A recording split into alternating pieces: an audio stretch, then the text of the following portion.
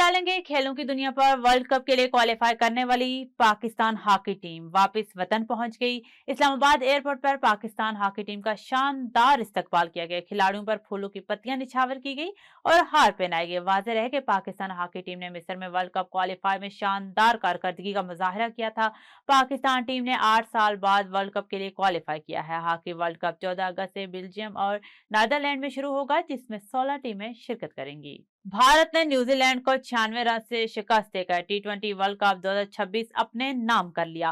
भारतीय शहर हैदराबाद में नरेंद्र मोदी क्रिकेट स्टेडियम में खेले गए टी20 वर्ल्ड कप के फाइनल मार्के में भारत ने न्यूजीलैंड को 96 रन से शिकस्त देकर टी20 फॉर्मेट में बादशाहत का ताज अपने सर सजा लिया। भारत की जाने से दिए गए 256 रन के हदफ के ताक़ुब में न्यूजीलैंड की टीम 159 रन बनाकर ढेर हो गई। नेशनल टी20 कप के पहले मैच में लाहौर रीजन ने पेशावर रीजन को 6 विकेटों से शिकस्त देकर इवेंट में फातहाना आगाज किया।